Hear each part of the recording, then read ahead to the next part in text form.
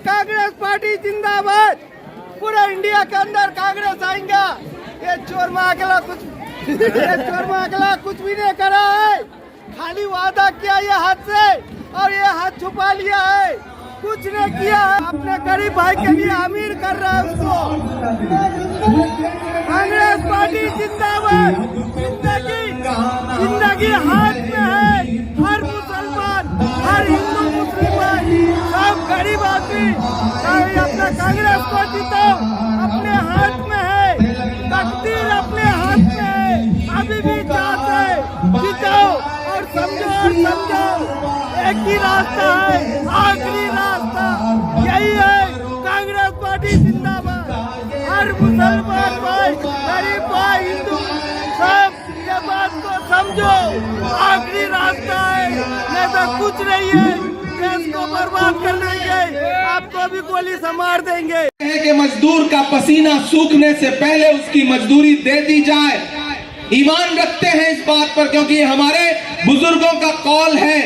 तो मुझे आपसे ये कहना है कि याद करिए 6 सितंबर 2022 का वो दिन कि जब कन्याकुमारी में समंदर के साहिल पे खड़ा हुआ एक शख्स जिसका नाम राहुल गांधी है, वो इस मुल्क से नफरत कम करने के लिए निकला और कितने किलोमीटर पैदल चला? 4000 किलोमीटर।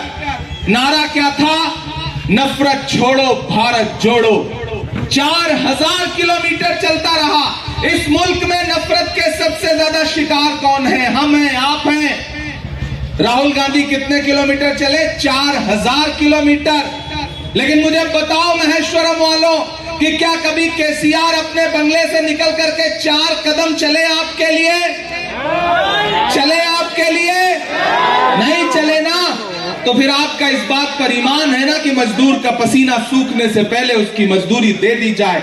अभी राहुल गांधी के पैर के छाले नहीं सूखे हैं। मैं उनके साथ चल रहा था, मैंने देखा है उस संघर्ष को। केसीआर ने आपसे वादा किया 12% रिजर्वेशन देंगे, मिला क्या? मिला क्या? वादा किया कि डबल बेडरूम देंगे, मिला क्या? बेडरूम नहीं मिला। लेकिन केसीआर ने जो महल बनाया है उसमें कितने बेडरूम है पता है? 20 से ज्यादा। आपको डबल बेडरूम नहीं मिला, लेकिन उनका महल बन गया। केटीआर का बंगला बन गया, कविता का बंगला बन गया, लेकिन आपको डबल बेडरूम नहीं मिला। शादी मुबारक के नाम पे जो गरीब बच्चियों को पैसे मिलने थे वो बच्चियों को नहीं मिले, बिचौलिए खा गए। अब कांग्रेस क्या कह रही है कि हमारी सरकार बनाइए, हम गरीब बच्चियों की शादियों के लिए 1,60,000 रुपया देंगे। ये कांग्रेस का वादा है। और ये माओ बहनों, मैं केलार साहब की बहुत पहले, आपने इससे पहले 2 बार अलग अलग लोगों को मौका दिया। एक बार केसीआर और केटीआर के मुकाबले में केलार को मौका दीजिए ना। ये शानदार जानदार आदमी हैं, इन्हें जिताइए महेश्वरम से। और मेरी माओ बहनों, आपसे खास तौर से गुजारिश कर रहा हूँ, ये हुकूमत बदलने का वक्त है। पूरे तेलंगाना में हुकूमत बदलने का माहौल है। मैं खम्बम से लेके, वारंगल से लेके, कामारेड्डी से लेके, करीमनगर से लेकर के चारों तरफ इतराफ घूमता हुआ आया हूँ। पूरे तेलंगाना में कांग्रेस की सुनामी है। 30 नवंबर को सरकार बदलने जा रही है, इसलिए आपसे गुजारिश है कि बदलती हुई सरकार को और जोर लगा करके बदल के कांग्रेस पार्टी को यह एहसास दिलाइए कि हुकूमत आपने बनाई है। खड़े होइए कांग्रेस पार्टी के साथ, सपोर्ट करिए कैलाश साहब को। एक वोट 30 नवंबर को घरों से निकलिए तो हाथ के पंजे के सामने वाले बटन पे दबा करके इतने बड़े मार्जिन से कैलाश साहब को जिताइए। 4 नंबर पे है इनका निशान, 4 नंबर पे बैलेट में है इनका हाथ का पंजा, वही दबाना है आपको। इन्हें जिताइए, इन्हें असेंबली में भेजिए। और जो एहसान फरामोशी करके सविता जी गई हैं, उस एहसान फरामोशी का बदला भी लेना है। मैं आखिर में, चूंकि सिर्फ 5-7 मिनट बचे हैं, तो मैं एक नज्म आपको सुना देता हूं। मैं शायर हूं, बाय बाय वाला सुना रहा हूं। पूरे सूबे में मुझे एक नारा सुनाई पड़ा, बाय बाय केसीआर। जब मैंने ये नारा सुना तो मैंने इस नारे को नज्म बनाया और वो नज्म आपको सुनाता हूं। मैं उस नज्म के 2 बंद सुना देता हूं, फिर सफर खत्म करता हूं, क्योंकि वक्त हो रहा है, मुझे अगली सभा के लिए निकलना है। कि अब तो तेलंगाना की है यही पुकार, अब तो तेलंगाना की है यही पुकार।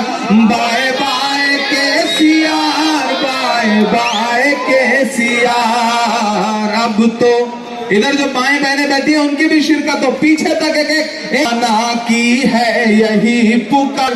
Bye bye KCR, bye bye KCR. लूट लिया तुमने ये पूरा तेलंगाना, लूट लिया तुमने ये पूरा तेलंगाना। झूठ मूठ का बनाओ ना बहाना, माला माल हो गए सब तेरे रिश्तेदार। Bye bye KCR, bye bye KCR.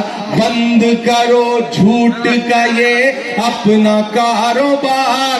Bye bye KCR, bye bye KCR. आखिरी बंद पढ़ता हूं कि अब नहीं चल पाएगी मोदी जी से यारी, अब नहीं चल पाएगी मोदी जी से यारी। तुम नहीं निभा पाए अपनी जिम्मेदारी। आपकी ये कार अब तो bye KCR, bye bye KCR. सिर्फ 4 दिन की है अब आपकी सरकार। Bye bye KCR, bye bye KCR.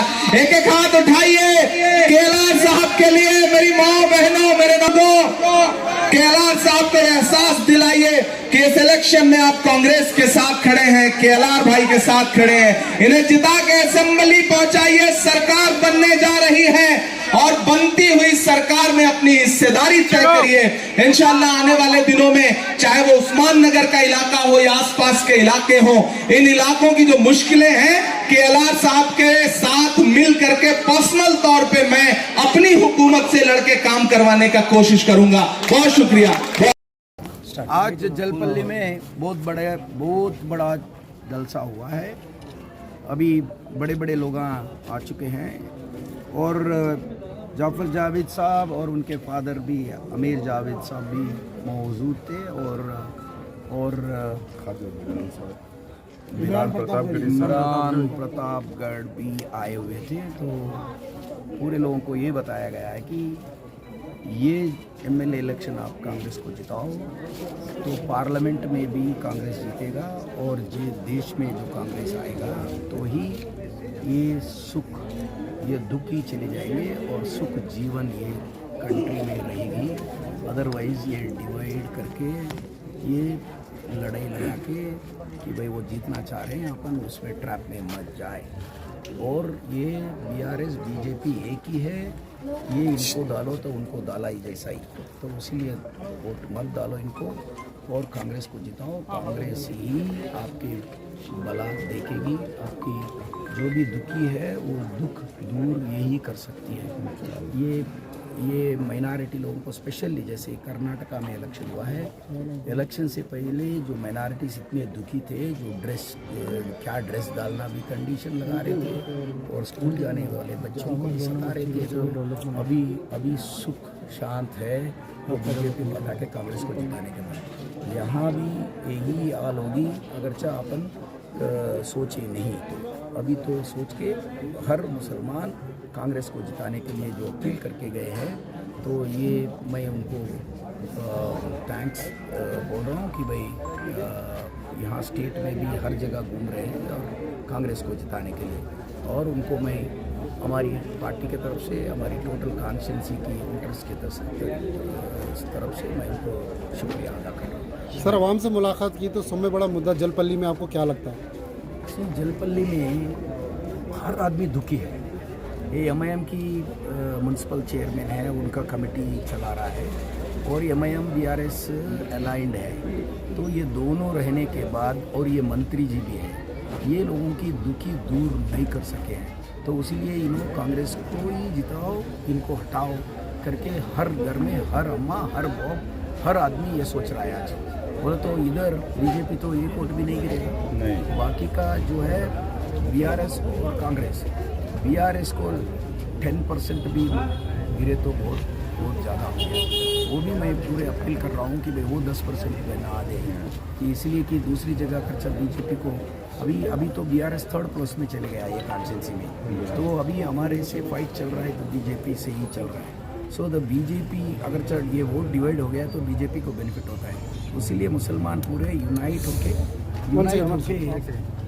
होके कांग्रेस को ही वोट डालने के पूरे लोग रिक्वेस्ट करें। मैं भी रिक्वेस्ट कराऊँ, डेफिनेटली ये लोग कांग्रेस को ही वोट डालेंगे। उस्मान नगर का जो मुद्दा है सर, उस्मान नगर में काफ़ी लोग 150 से ज़्यादा घर और दूसरे लोग किराए से रह रहे, तो आप जीत के आने के बाद वो लोगों के लिए आप क्या करेंगे? जी भाई, मैं ये सोच रहा हूँ कि भाई हर आदमी को घर चाहिए, हर फैमिली को घर चाहिए ही चाहिए। तो मैं ये प्रपोज कर रहा हूँ हमारे गवर्नमेंट आते ही एक स्पेशल बिल लाएंगे कि भाई घर देंगे, घर दिए तक रेंट भी देंगे, ऐसा एक प्रोजेक्ट सोच रहे हैं। जैसे ये भी जॉब देंगे, जॉब आए तक हम आपको 4000 देंगे, ऐसे ही कि घर देंगे वो कितना वक्त में करेंगे? कि भाई हम तो सोच रहे हैं कि भाई 12 महीने में ये पूरी जलपल्ली की पूरे दुख भी दूरी हो जाए। That is my target. Thank you sir.